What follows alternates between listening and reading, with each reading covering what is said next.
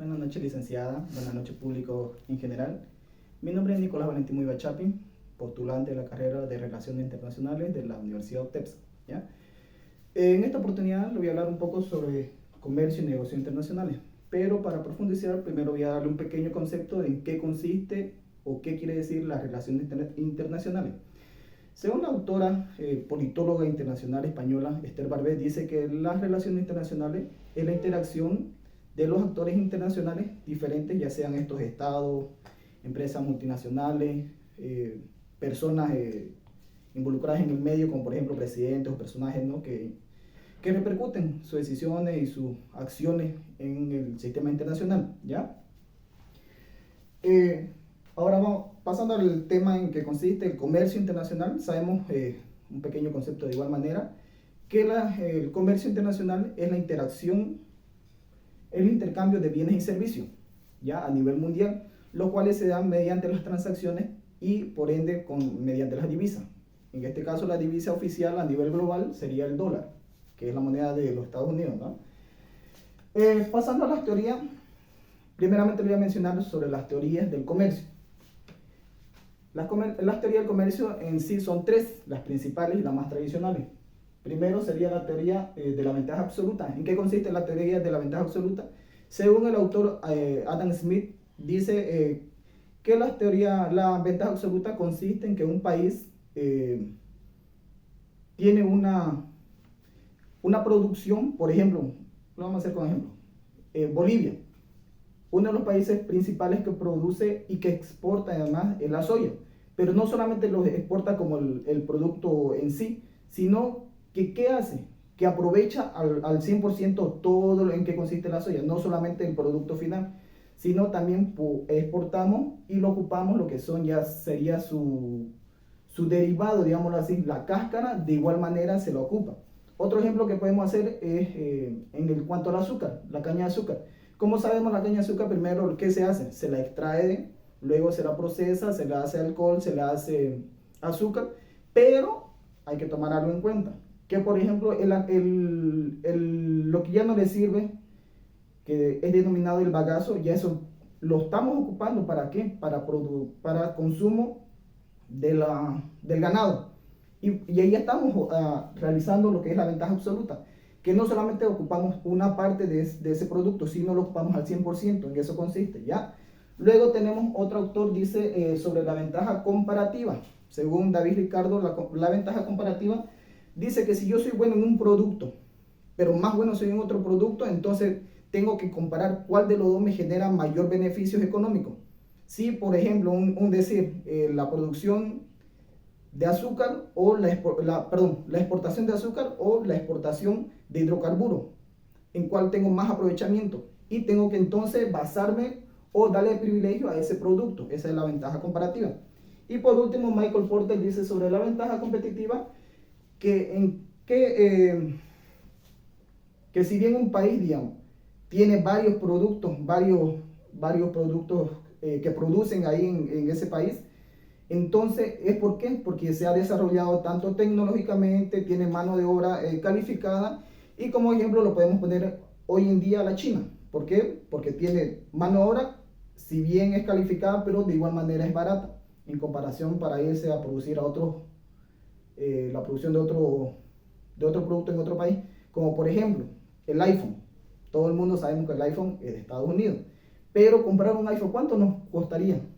Un sencillito, pongámosle un ejemplo, $1000 en Estados Unidos. Pero si nos vamos a China, allá lo pillamos incluso hasta más de la mitad de precio. $200, $300, el mismo iPhone que se vende en Estados Unidos, pero lo compramos en China. Ahí está la ventaja competitiva. ¿Qué quiere decir? Que se oferta mayor cantidad de productos y al menos costo, ¿ya? Ahora, basándonos en la teoría en relación a relaciones internacionales, tenemos dos: la teoría funcionalista y la neofuncionalista. La teoría funcionalista, según David Mitrani, que dice, consiste en lo siguiente, que dice que se tiene que trabajar en temas específicos que le han dado resultados y por ende tienen que seguir trabajando en ese tema solamente. Por ejemplo, en tema económico, Si tenemos buenos resultados, entonces seguimos avanzando en temas económicos. Pero, y ahí surge la teoría neofuncionalista, según Ender Haas, que dice que no solamente tenemos que basarnos en lo económico. Si bien habla sobre el spillover o la teoría del desparrame, de ramificación, que consiste en que solamente si trabajamos bien no va bien en lo económico, entonces vamos a otro ámbito, a lo político. No va bien en lo político, vámonos a otro ámbito, en lo social. No va bien en lo social, vamos a otro ámbito, en lo cultural, y así de esa manera ir trabajando en diferentes ámbitos y no solamente en un sector en específico. ¿Ya? Siguiendo con lo que es el comercio. ¿Cómo se da esa interacción, ese intercambio, ¿no?, de bienes y servicios? Se lo dan mediante inicialmente las exportaciones y las exportaciones. Importaciones y exportaciones. ¿En qué consiste las exportaciones? Un concepto básico y general, ¿no? Las exportaciones quiere decir en vender un producto, sacar un producto de manera local al extranjero. ¿Cómo podemos, un ejemplo claro y sencillo,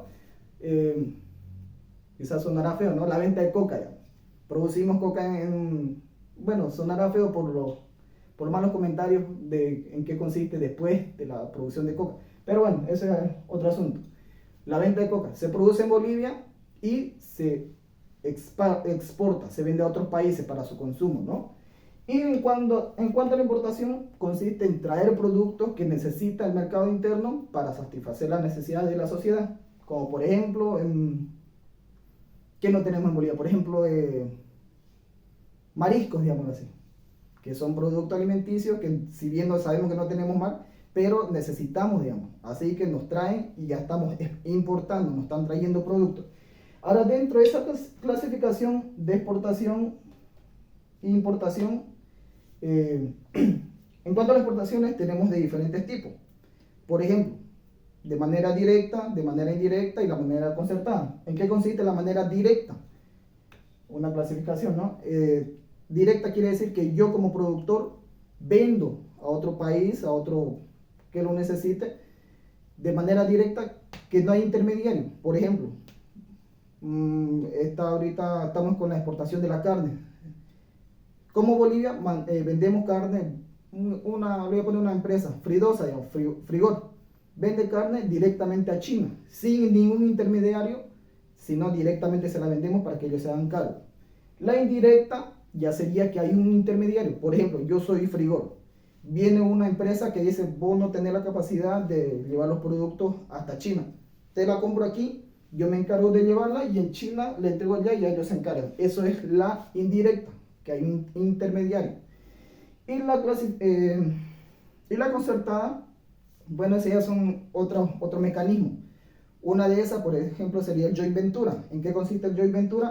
En que yo pongo el 50%, me arriesgo, digamos así, el 50% en producirme, obviamente, ¿no?, elaborar mi producto y llevarlo a un mercado que quizás no conozco yo, digámoslo así, Argentina, aunque sabemos que ya son buenos en cuanto a la comercialización de la carne, ¿no? Así que yo me arriesgo, pero busco otro socio allá en Argentina que igual va a arriesgar otro 50% al recibir y buscar el mercado donde insertar los productos, ¿ya? Donde venderlos.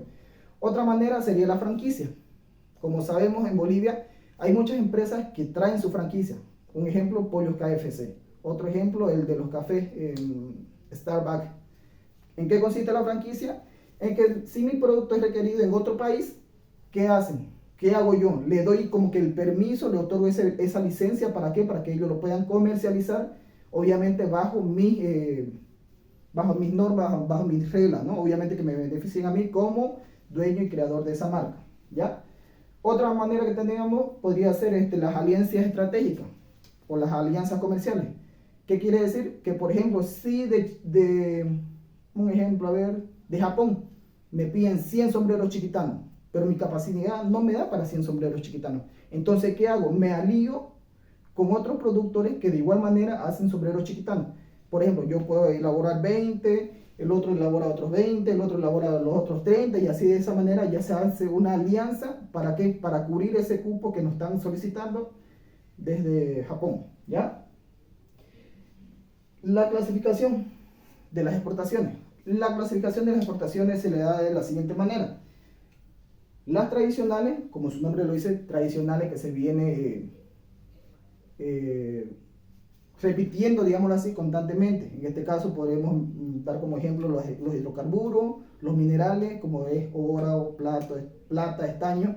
Esos serían los productos tradicionales. Y ahora los no tradicionales son los que están surgiendo recién. Son los nuevos productos que ya están acaparando o son productos competitivos y por ende han sido requeridos en otro país. Como ya le daba el ejemplo de la carne, por ejemplo. Uno de los productos que está clasificado como no tradicional. Otro producto podría ser las baterías Toyo.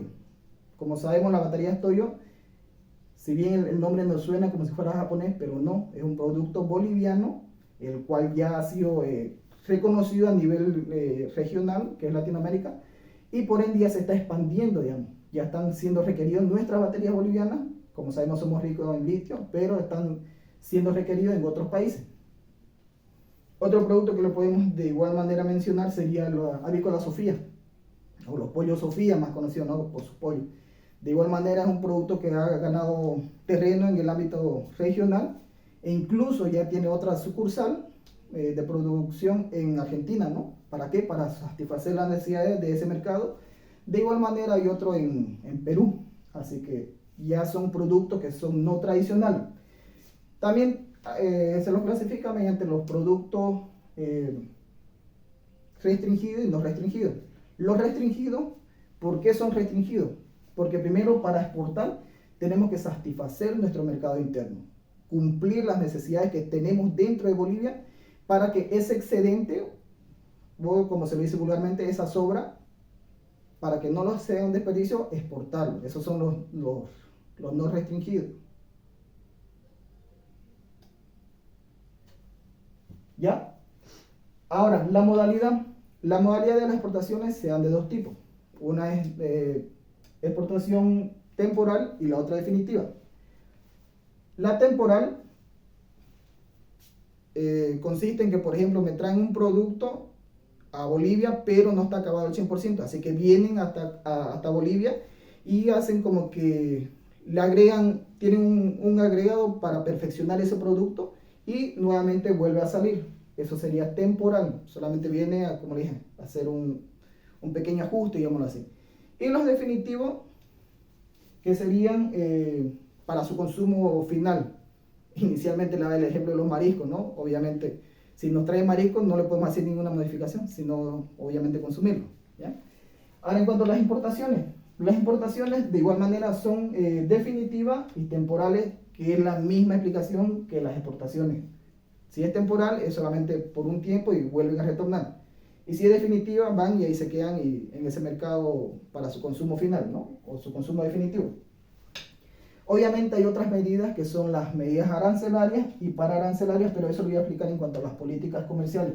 Estas se dan sobre todo para las importaciones, ¿ya? Para meter los productos que no nos vienen de otros productos y que no acaparen, no maten nuestra producción nacional.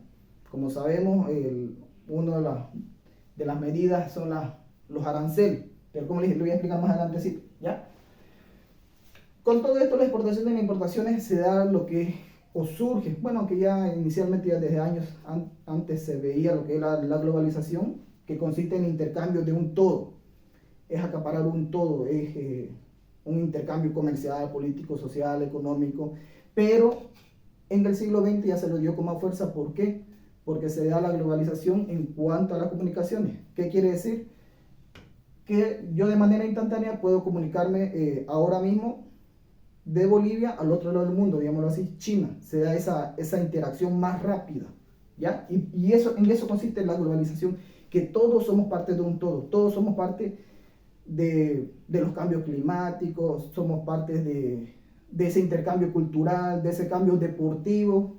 Por ejemplo, yo soy un aficionado de fútbol y ahorita me estoy a la expectativa de los partidos que se dan en Europa, así que ya sea esa interacción, esa generalización de que somos un todo, digamos, ¿ya?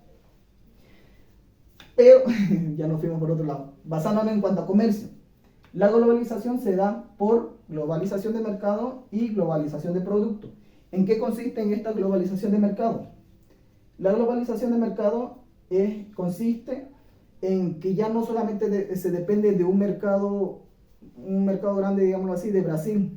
Ya no va a acaparar solamente los productos brasileños, que es una globalización de mercado, que hay abundantes mercados, abundantes opciones de las cuales nosotros podemos ocupar esos productos, ¿no? Sino que ya que más adelante les voy a explicar cómo se da igual la interacción de la compra y venta, pero ¿qué quiere decir? Que nos da esa diversidad de mercados, de productos. Y en cuanto a la diversidad, la globalización de producción, ¿en qué consiste? En que ya no se da necesariamente, por ejemplo, si en Bolivia somos buenos, un ejemplo, para producir zapatos, ¿ya? Pero la suela, digamos así, tenemos que traerla de allá, de Venezuela, un ejemplo, de Venezuela, y nos genera un costo. Entonces, ¿qué hace esta globalización de producción? Nos hace que nos vayamos a producirlos allá. ¿Por qué? Porque nos va a salir más barato, más económico, y por ende vamos a tener un mejor rédito en la venta total, ¿cierto?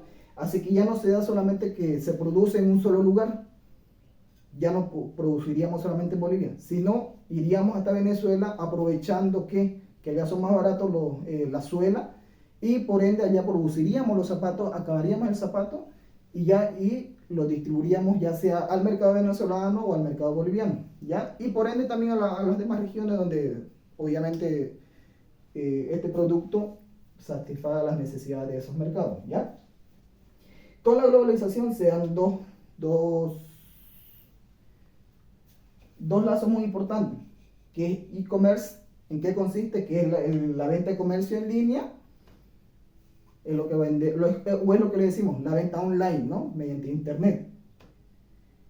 Y aquí sobre todo resalte dos cosas, las ventajas y las desventajas. Entre las ventajas podemos decir que la venta en línea, que es más rápida, que tenemos una diversidad de productos, que podemos ver los productos ya sean de aquí de Bolivia, mediante Marketplace, o podemos ver los productos americanos, ¿no? Mediante Amazon u otras plataformas que haya, ¿no? Y de manera instantánea. Por ejemplo, yo selecciono el producto, veo las medidas, las características, y le doy comprar, y de manera inmediata me la mandan, decir, en 3, 4, 5 días tarde en llegar el producto. Pero yo ya verifico, digamos, ¿no? La velocidad o la rapidez con la que uno selecciona el producto. Y las desventajas, ahí tenemos que tener mucho cuidado, que como sabemos hay muchas empresas que son montadas, que quieren decir que solamente son pantallas, que no están establecidas legalmente, y lo hacen obviamente para ganar dinero ilícito, ¿no? De manera ilícita, ¿ya? Así que esa sería una de las desventajas.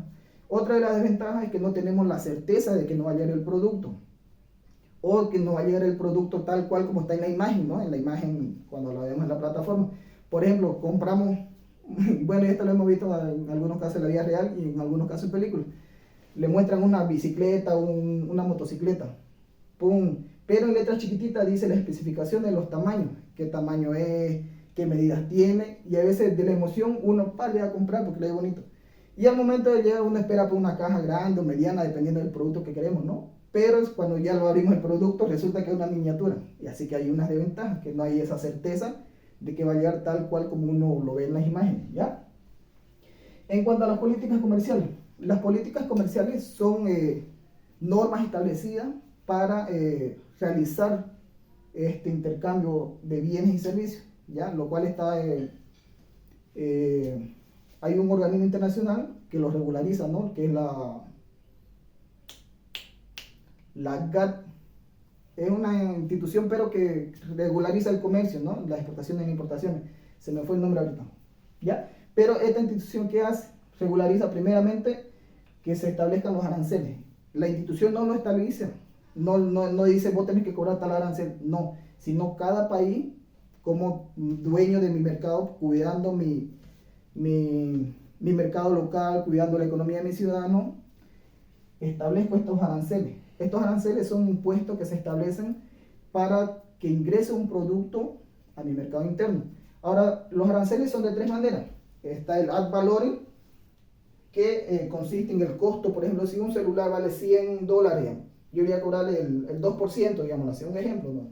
¿Ya? Así que es el costo es el impuesto del costo del producto, ¿ya? Luego está el específico, que, por ejemplo, si llega una carga, pesa una tonelada y del peso total le cobro un arancel o un impuesto. Otro ejemplo sería un 3%, digamos. Y el mixto, que es que juegan entre ambos, ¿no? Combinan entre ambos, el ad valorem y el específico. Luego tenemos las políticas que son las barreras no arancelarias o también denominadas para proteccionistas.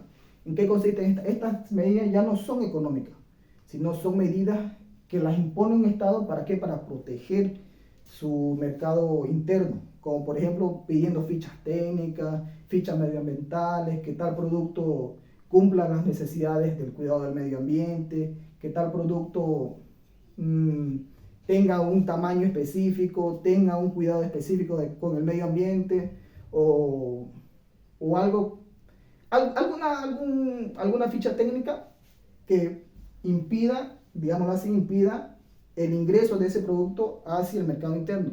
Pero ¿con qué fin? Ya lo dije anteriormente, con la finalidad de cuidar mi producción. ¿Por qué? Porque hay un ejemplo, me van a ingresar manzanas de Argentina.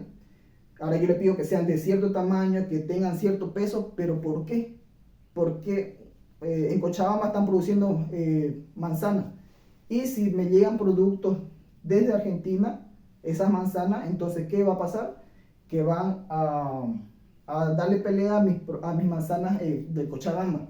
Y por ende puede ser que porque en Argentina producen en mayor cantidad, la van a vender más barato en relación a las manzanas cochabambinas, digámoslo así, que producen en menos escala y por ende van a ser un poquito más caras.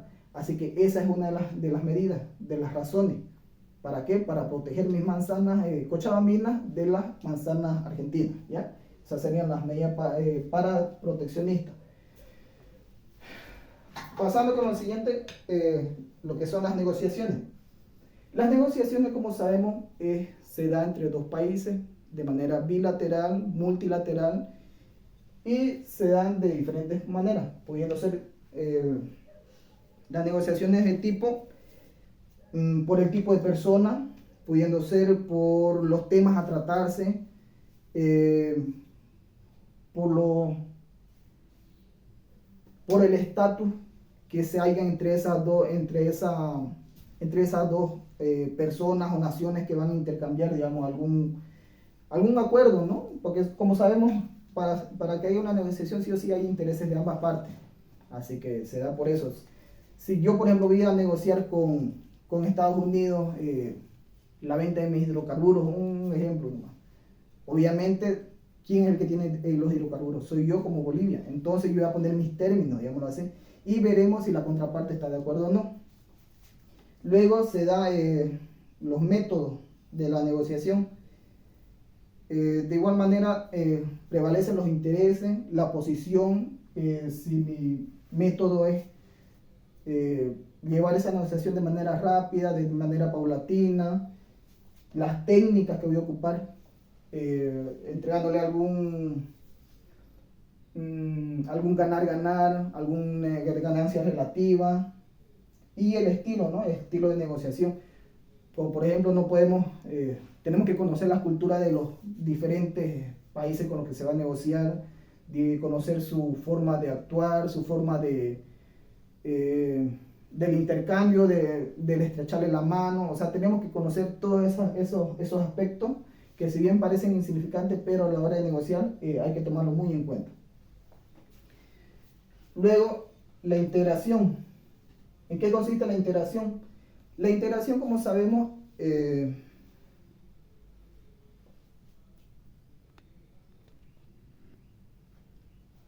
en cuanto a la integración, ¿para qué sirve la integración?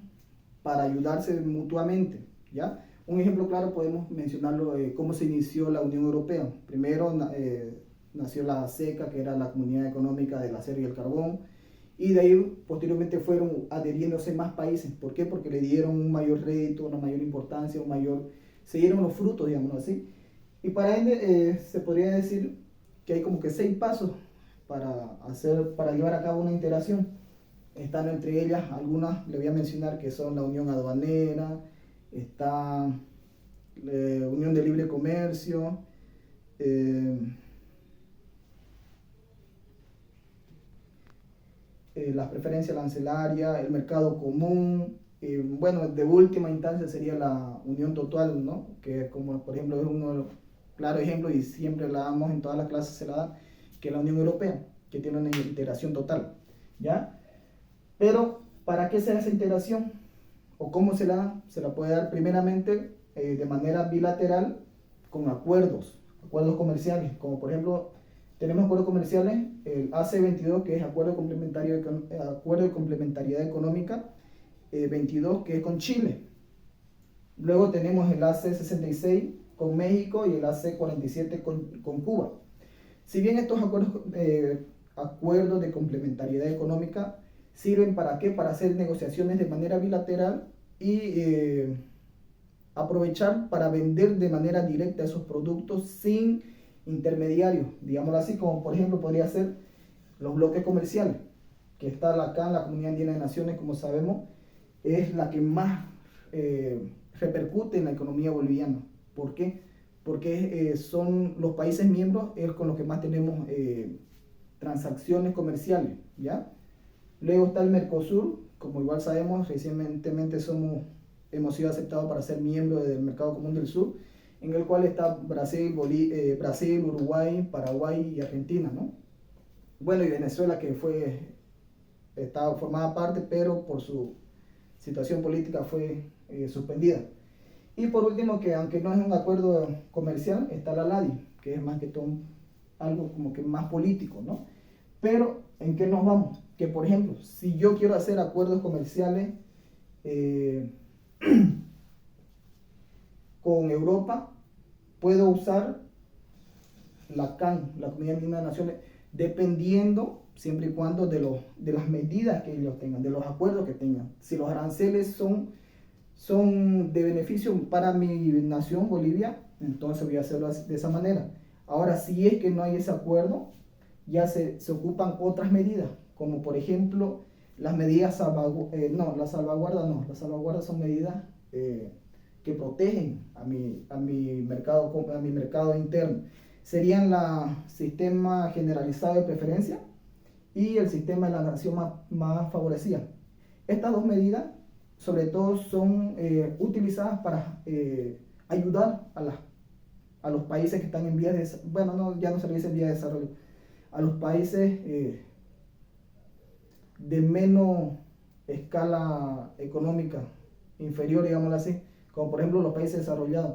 Si Japón me quiere comprar un producto y tenemos ese acuerdo, no tenemos un acuerdo de complementariedad económica, entonces ocupo cualquiera de esas dos, la de la sistema de nación más favorecida, que consiste en que Japón me va a recibir mis productos sin cobrarme arancel. ¿Todo con qué finalidad? De ayudar y de beneficiar a mi economía que está en vía de desarrollo, que quiere decir que está emergiendo, ¿ya? Ahora, en cuanto a estos acuerdos comerciales, si bien, como sabemos, con Chile tenemos esa dificultad sobre la cuestión marítima, pero eso es en cuanto a lo político. En cuanto a lo comercial, tenemos acuerdos y si bien no le vendemos muchos productos, pero digamos ya hay esa interacción comercial, ¿ya? Con México no tenemos mucho, ¿por qué? Por el distanciamiento, ¿no? Como sabemos, Bolivia está en Sudamérica y México está allá en Norteamérica. De igual manera con Cuba, aunque con Cuba sobre todo traemos o le vendíamos sobre lo que es el sésamo. Y en cambio ellos nos traían a bajo costo lo que son los rones y algunas golosinas y dulces, ¿no? Bueno, eso sería todo en cuanto al tema del comercio y negocios internacionales. Espero que les haya gustado y nos vemos en un siguiente video. Gracias.